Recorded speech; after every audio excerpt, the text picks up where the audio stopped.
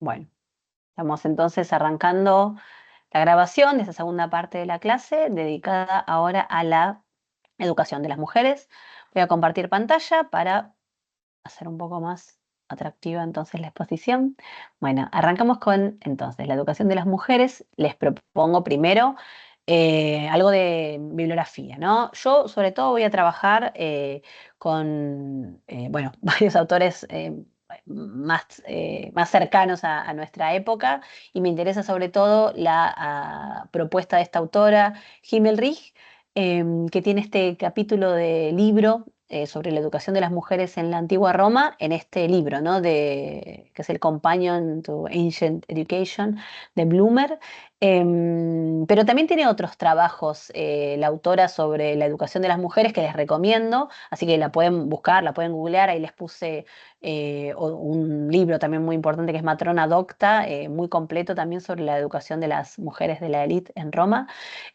Así que bueno, en principio es como mi mirada está bastante basada en las apreciaciones de Himmelrich, pero también tenemos que tener en cuenta quienes han hablado previamente sobre la educación en Roma de manera general, para hombres y para mujeres, porque eso nos va a dar el marco para después, bueno, precisar un poco más qué pasa con las mujeres, ¿no? Entonces acá les traigo esta... o sea, a modo de ejemplo, ¿no? La obra de Marrou, ¿no? Sobre la historia de la educación en la antigüedad, que al hablar de la educación en Roma, en general se plantea en los libros generales sobre la educación estas tres instancias que son cómo los romanos estudiaban primero con el Magister Ludi, en segundo lugar con el Grammaticus y en tercer lugar con el Rhetor.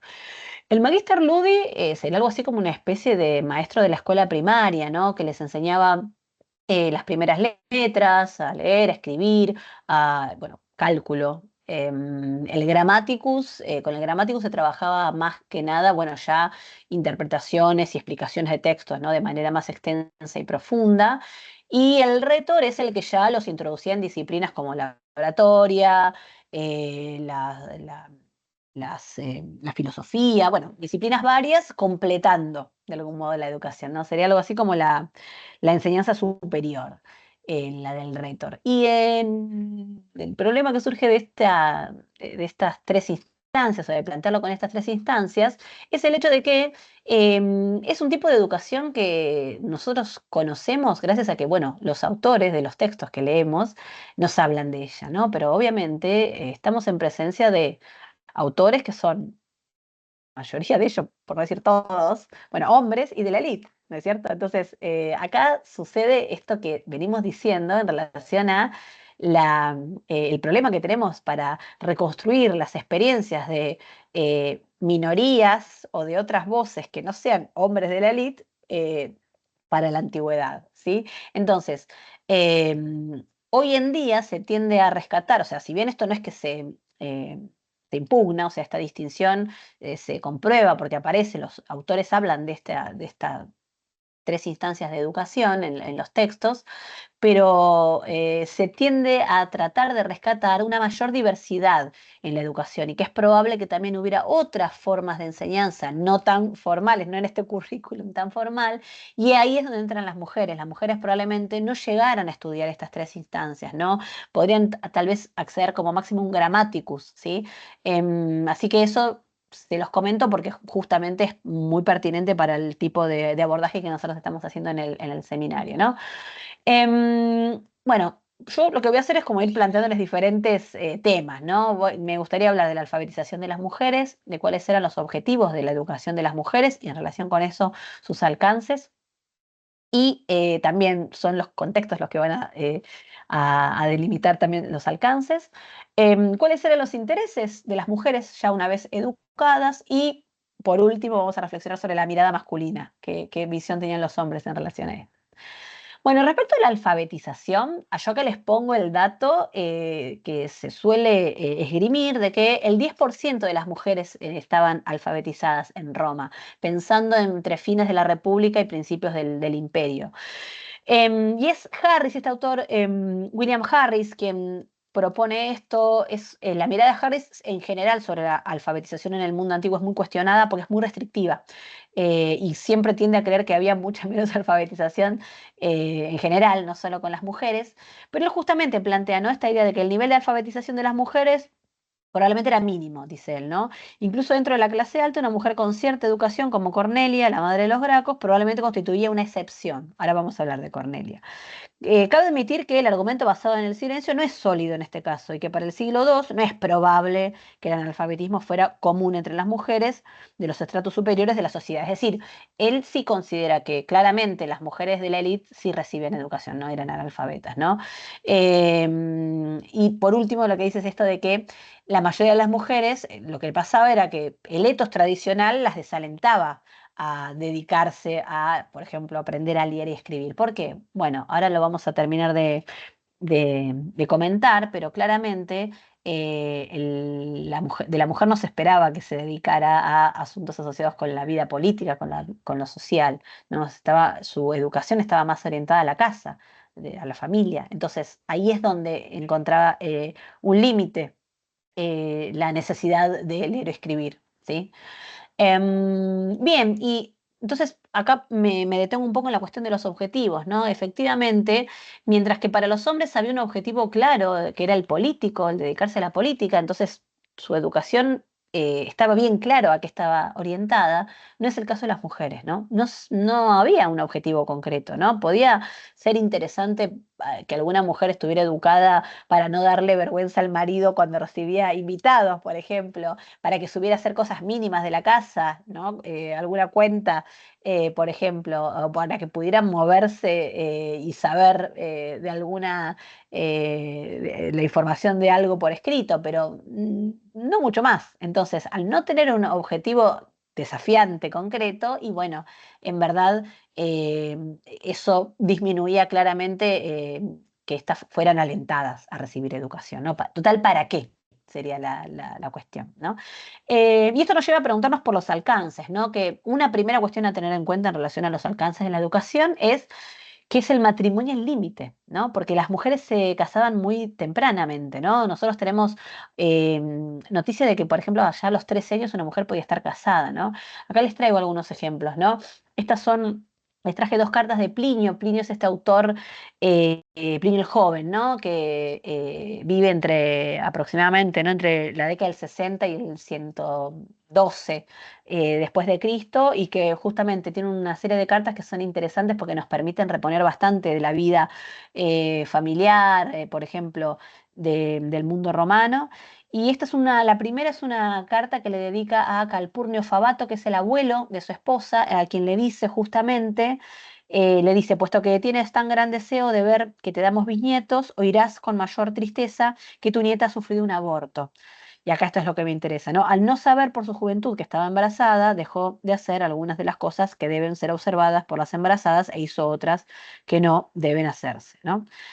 Entonces, esto es un ejemplo de cómo una mujer que se casa joven, evidentemente hay una cantidad de información básica que no recibe si hubiera podido ser instruida en el marco de su familia, justamente, bueno, porque el matrimonio es el límite. Una vez que se casa, se tiene que dedicar a la casa del marido, entonces eso ya le impide o le frustra la posibilidad de profundizar en su educación, ¿no?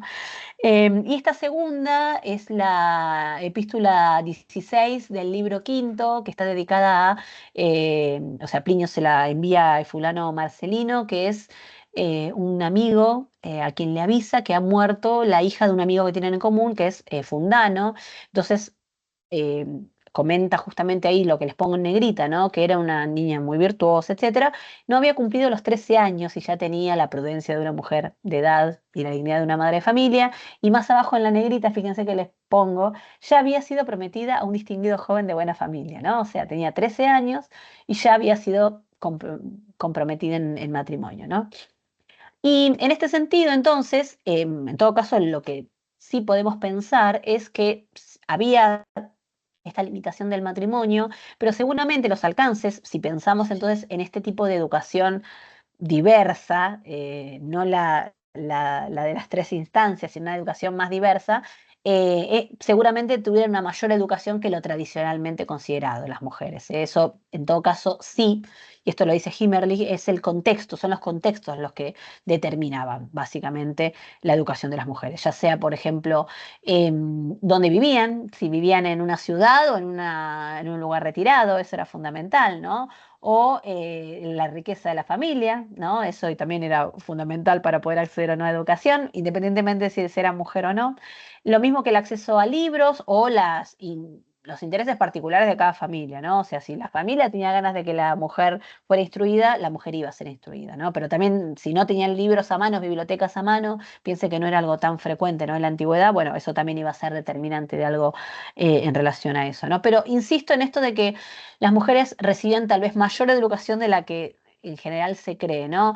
Siempre hubo un sesgo, como veíamos recién para el caso del libro de Harris, muy determinante en relación a que, bueno, las mujeres eran poco instruidas y hoy se tiende a tratar de rescatar, eh, digamos, como les decía, ¿no? Otras dimensiones de la educación y a tal vez recurrir a otra evidencia, por ejemplo, la evidencia material que nos hablaría de que hay mujeres funcionales trabajando en la sociedad romana activamente y que no había forma de que si no estaban educadas en las letras o en los números, pudieran funcionar, ¿no? Entonces, ahora lo vamos a completar un poquitito cuando veamos la evidencia material, ¿no?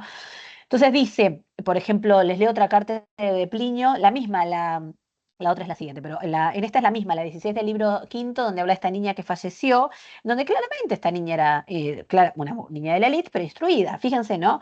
Amaba a sus nodrizas, a sus pedagogos, a sus maestros, a cada una. A cada uno de acuerdo con su tarea, ¿no? Con qué inteligencia, con qué interés se aplicaba la lectura de sus libros, qué moderación, qué contención en sus juegos, ¿no? Una mujer de la élite perfectamente educada y con interés en ello, ¿no? Y después esta es otra epístola que es la de que le dedica a Fusco Salinator, no viene al cuento ahora más que el hecho de que justamente Plinio le refiere escenas familiares en donde su mujer, por ejemplo, la acompaña leyéndole. Entonces le dice, mientras ceno, si estoy acompañado de mi esposo o de algunos amigos, me hago leer un libro. Y después escuchamos una comedia o algo de música, ¿no? Entonces, la mujer de Plinio es claramente también una mujer de la élite y, por supuesto, instruida, ¿no? Y después otra carta de Plinio también es muy elocuente en relación a esto, está dedicada a Calpurnia Hispula, que es la tía de su esposa, y acá Plinio le habla bien de su esposa, le dice, es extraordinariamente inteligente, extraordinariamente frugal, me ama, lo que es un claro indicio de su virtud, añade a estas virtudes el interés por los estudios literarios que le ha inspirado el amor que siente por mí. Y entonces acá es interesante porque es una mujer instruida, pero es con un tono paternalista con el que se habla de esto, ¿no? Porque es el hombre el que le inspira eso, ¿no? Es el amor hacia él el que la inspira a ella a estudiar, ¿no? No es que a ella le interese, ¿no? Guarda copias de mis obras que lee una y otra vez, e incluso las aprende de memoria. Qué angustia siente cuando ve que voy a pleitear en un tribunal, qué felicidad cuando ya he terminado. Ella se arregla para que se la mantenga informada de qué aclamaciones, de qué aplausos he provocado, de qué éxito he tenido en el juicio. Ella misma, cuando hago una lectura pública, se siente en un lugar próximo, oculta por una cortina y escucha con oídos atentísimos los elogios que recibo. Entonces, ojo con esta mirada también, bueno, es una mujer instruida claramente porque sabe leer, sabe, o sea, va a las recitaciones, pero por otro lado hay algo de este lugar tan menor que tiene la mujer que se oculta para no ser vista cuando es el marido del aclamado y solamente pareciera que le interesó estudiar por él, para escucharlo a él y leerle a él, ¿no? Después tenemos el ejemplo, por ejemplo, de Cornelia, la esposa de Pompeyo, Pompeyo el Grande, Pompeyo Máximo, que es este, ¿no? Político general opuesto al bando de César, opuesto a César, que tuvo 5 esposas, Cornelia creo que es la quinta, si no me equivoco. Bueno, Cornelia también ya era viuda y se menciona, ¿no? Esta idea bueno, de su juvenil belleza, tenía numerosos encantos, estaba muy versada en literatura, en tocar la lira y en geometría y acostumbrada a escuchar con provecho los discursos de los filósofos, ¿no? Entonces, bueno, acá también tenemos una mujer de la élite bastante conocedora. Fíjense que acá no es solo literatura, como por ahí era el caso de Plinio, sino también geometría, lira o filosofía, ¿no? Y después habíamos mencionado, ya pensando en, bueno, en cierta educación a la que acceden las mujeres, cuáles son sus intereses, ¿no? En relación, o sea, íbamos a hablar de esto, ¿no? De cuáles son sus intereses. La poesía está entre los más importantes.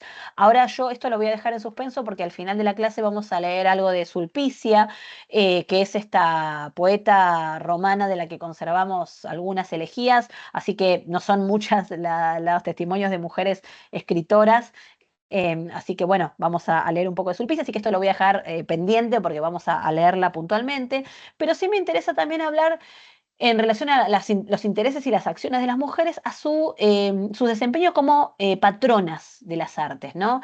Y esto nos lleva también a preguntarnos por la independencia financiera de las mujeres, porque el patronazgo justamente es este tipo de actividad de promoción de las artes, de la literatura, para lo cual se necesitan recursos económicos, ¿no? Entonces la pregunta también va a surgir de cómo hacen las mujeres con todas las limitaciones que vimos en el principio de la clase, para tener cierta libertad, para ser, por ejemplo, patronas de las artes, ¿no?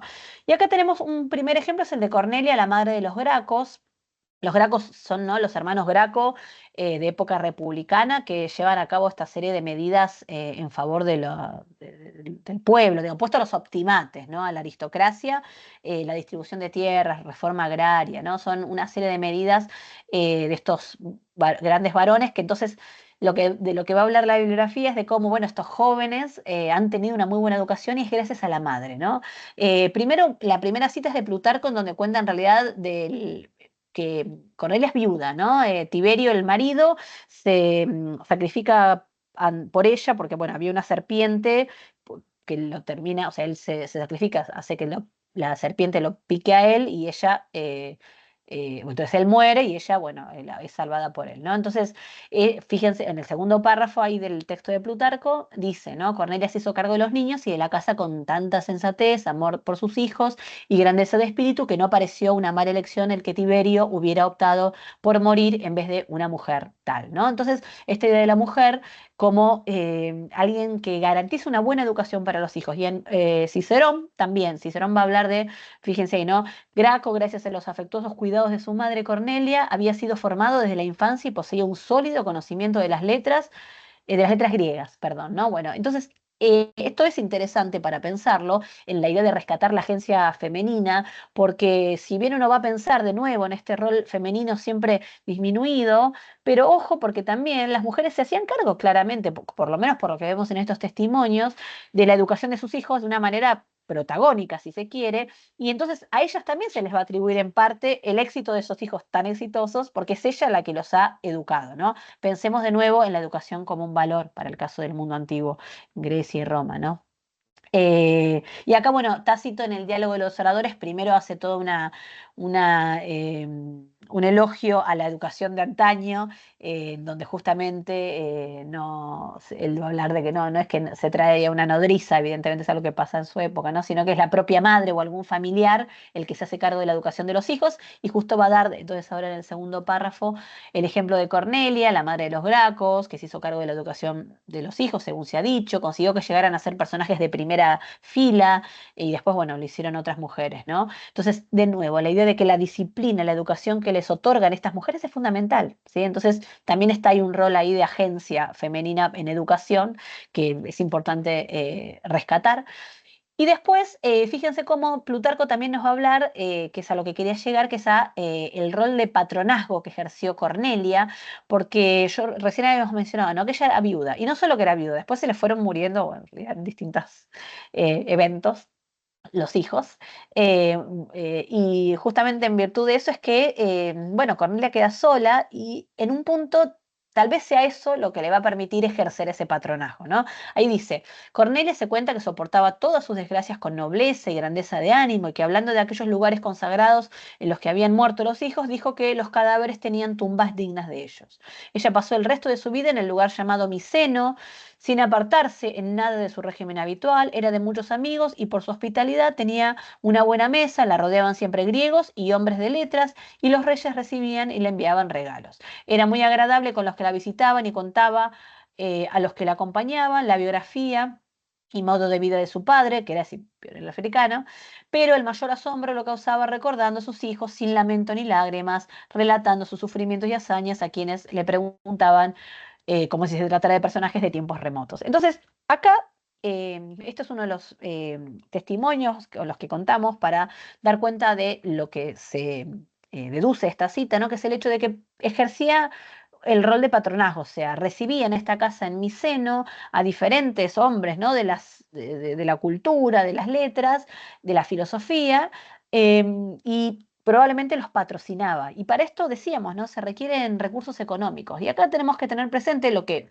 si bien no lo sabemos, probablemente tuviera un tipo de matrimonio cum manu, pensando en las fechas, ¿no? De esto, acuérdense, esto es época republicana, y que entonces cuando enviuda, bueno, ella pasa a tener el patrimonio del marido a disposición, ¿sí? Entonces, se va a hablar de que en todo caso la situación o se va a hablar, digo, de parte de la crítica, ¿no? Que la situación de Cornelia es la de pasar a ser una sui iuris, o sea, que ella se va a poder encargar de administrar sus bienes. Entonces, esa libertad financiera es la que probablemente le sirviera para poder llevar a cabo estas tareas de patronazgo, ¿sí? Vuelvo a insistir en que en el caso de la República, tenemos muchas más dudas de todo, ¿no? Porque no contamos con tantos testimonios. Después, en época imperial, vamos así a tener ejemplos más concretos de patronazgo femenino. Ahora lo que tenemos son estos indicios, por ejemplo, para el caso de, por ejemplo, de Cornelia, ¿no?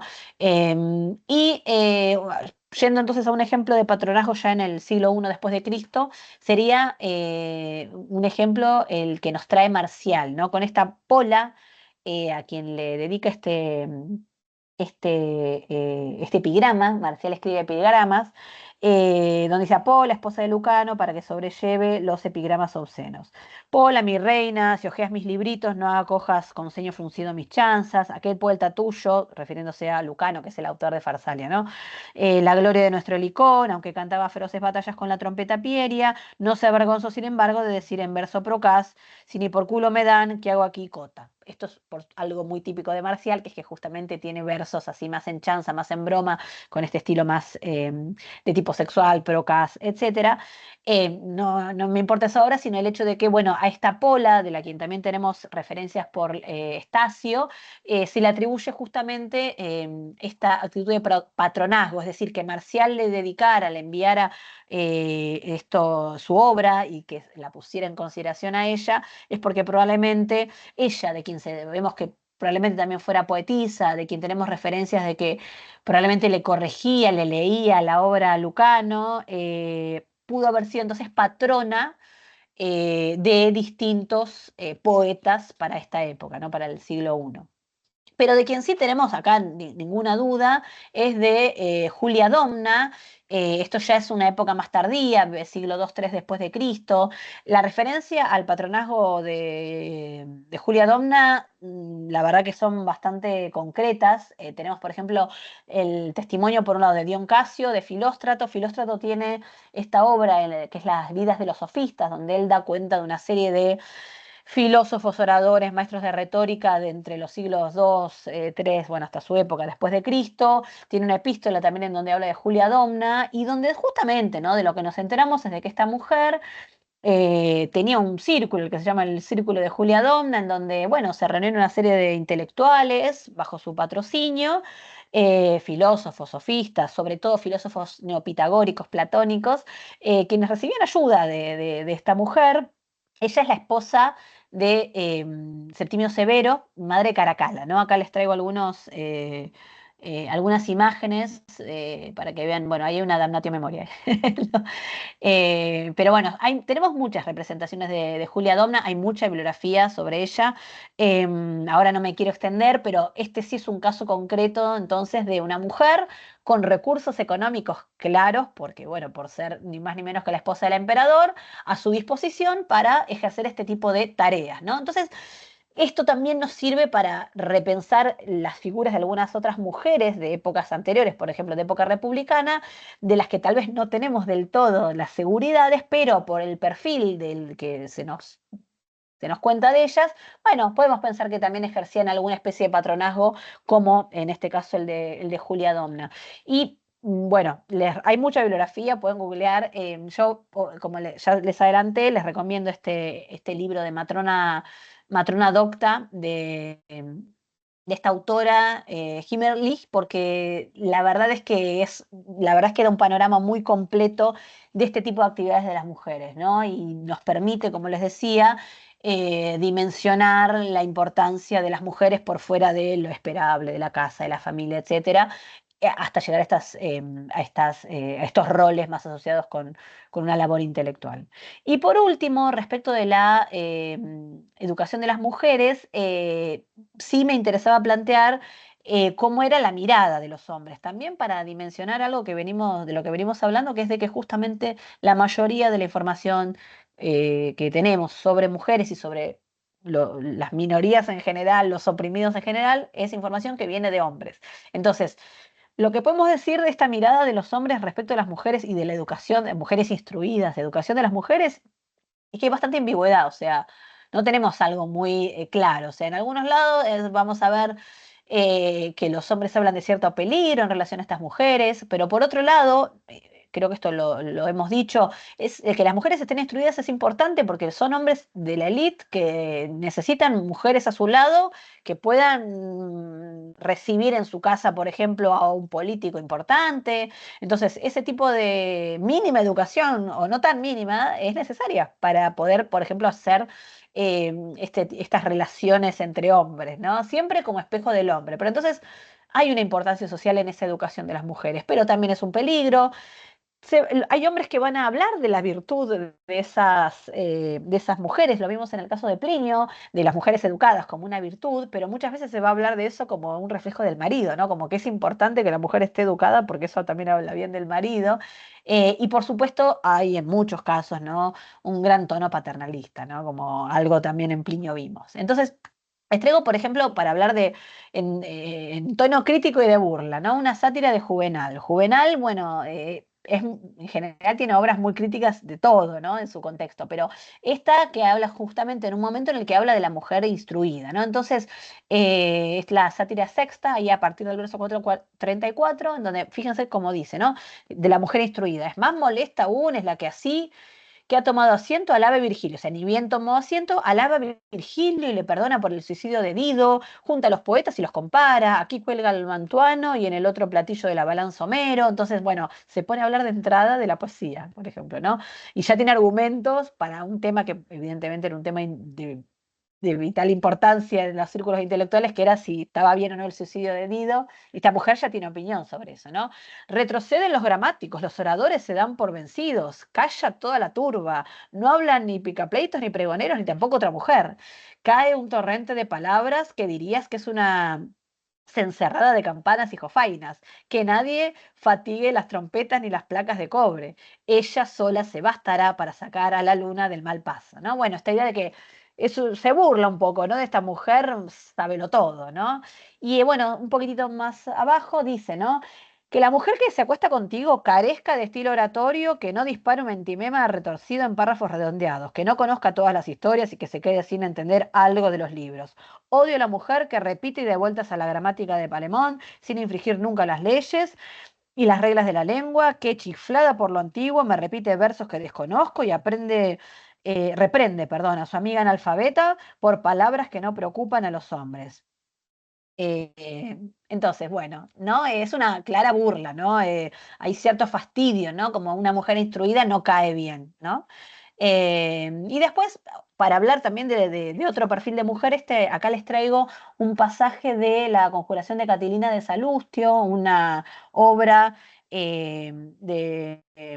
que nos va a dar cuenta primero del personaje de Lucio Sergio Catilina, que fue acusado de atentar contra la República, y que entre el grupo de gente con el que se juntaba había una mujer llamada Sempronia, ¿no? Y la forma en la que es descrita Sempronia justamente asocia mucho la maldad con el peligro de una mujer inteligente, porque no, fíjense cómo dice, ¿no? Entre estas se encontraba Sempronia, que muchas veces había llevado a cabo actos propios de la osadía de un hombre. En realidad hay más que actos, facinus puede ser incluso traducido como crimen. Bueno, esta mujer, por su alcurnia y su belleza, y también por su marido y por sus hijos, era bastante afortunada. Versada en la literatura griega y latina, tocaba la lira y bailaba con más elegancia de lo que una mujer honesta necesita, y poseía otras muchas cualidades que son instrumentos de la disipación, de la lujuria. Pero para ella todo era más estimable que la honra y la decencia. No era fácil de dilucidar qué respetaba menos, si su dinero o su reputación. Su pasión, lubido, era tan encendida que cortejaba ella a los hombres con más frecuencia de lo que era cortejada. Antes había traicionado muchas veces su palabra. Había estado complicada en un crimen, su lujo y su falta de medios la habían llevado a la ruina. Ahora bien, poseía cualidades. El término en latín es ingenium, que es un tanto difícil de traducir, pero es como, sí, cualidades innatas, podríamos decir, extraordinarias. Sabía escribir versos, hacía hacer chanzas, llevar una conversación ya seria, ya distendida, ya procaz. Tenía, en fin, mucha sal y mucho encanto. En definitiva, entonces, ven cómo esta mujer está asociada, ¿no? Es inteligente y tiene un montón de virtudes, pero está también ese peligro que implica, ¿no? La mujer instruida. Bien, y por último, para esta sección asociada con la instrucción de las mujeres, les traigo este pasaje de Los deberes del matrimonio de Plutarco, que es una obra de Moralia, no es de las vidas paralelas, de las biografías, sino de Moralia, en donde, bueno, Plutarco le da consejos a dos jóvenes sobre cómo tener un buen matrimonio, que son jóvenes que han sido, por cómo se deduce del texto, alumnos de él, que él los conoce de más jovencitos. Entonces primero le dice, o sea, le habla al varón, ¿no? Acá, y le dice, ella, porque para ella eres el padre, la venerada madre, así como el hermano. Esta frase es de la Ilíada, ¿no? Es lo que le dice Andrómaca a Héctor en el canto sexto, ¿no? Entonces es un poco exagerada hablar en esos términos de una mujer respecto de qué siente sobre su esposo, pero en un punto es un tópico literario, ¿no? No nos lo tomemos tan al pie de la letra. Pero después dice, ¿no? Y no es menos honroso oír a tu mujer que diga, esposo, tú eres para mí guía, filósofo y maestro de las cosas más bellas y divinas. Entonces acá nos vamos metiendo en esto que les vengo señalando de la cuestión más paternalista, ¿no? De esta mirada masculina cuando es positiva de la educación de la mujer, ¿no? ¿Y por qué también paternalista? Porque hay algo de cómo es el hombre también el que tiene que guiar a esa mujer en su educación, ¿no? Tales enseñanzas principalmente alejan a las mujeres de una conducta indecorosa, no importa, ahora son otras, ¿no? En efecto, una mujer que está aprendiendo geometría se avergonzará de bailar y no admitirá los encantamientos de los filtros, si está hechizada con los escritos de Platón y Genofonte. Y si alguna maga le promete que hará bajar la luna, se reirá de la ignorancia y necedad de las mujeres que se creen estas cosas, pues ella no desconoce la astrología y ha oído que Aglanoice, la hija de Gétor de Tesalia, por ser experta en eclipses de luna llena, y por conocer de antemano el tiempo en que se sucede que la luna es oscurecida por la sombra de la tierra, engañaba y convencía a las mujeres de que ella hacía bajar la luna. Entonces, una mujer instruida te sirve, en un punto es la conclusión, ¿no? Porque entonces no va a hacer tonterías que son propias de las mujeres, por cierto, pareciera decir, como por ejemplo dejarse convencer por magas, ¿no? Sigue, ¿no? Porque para ella eres el padre, la veneranda madre, en efecto, si ellas no reciben las simientes de discursos provechosos ni participan con los maridos de la educación, ellas mismas solas engendran multitud de proyectos y pasiones extraños y perniciosos. Tú, Eurídice, intenta, ahora le habla a la mujer, ¿no? Intenta sobre todo familiarizarte con las máximas de las personas sabias y buenas y tener siempre en la boca aquellas enseñanzas que cuando todavía eras joven aprendiste a nuestro lado para que alegres a tu marido y seas admirada por las demás mujeres, adornada sin costarte nada de manera tan preciosa y digna. Bueno, entonces acá ven claramente esta idea que yo les vengo sugiriendo del paternalismo que implica, ¿no? Cómo cuando un hombre habla bien de la educación de la mujer es porque o saca beneficio de eso, por ejemplo en este caso, porque entonces no va a hacer tonterías propias de mujeres, o también porque hay algo de que es la educación que esta mujer recibe también gracias al hombre, ¿no? Así que bueno, con esto cerramos la sección esta dedicada a la educación de las mujeres y vamos a pasar ahora la siguiente parte a hablar de la cultura material, cómo aporta la cultura material a nuestro conocimiento de las mujeres, en este caso en Roma antigua.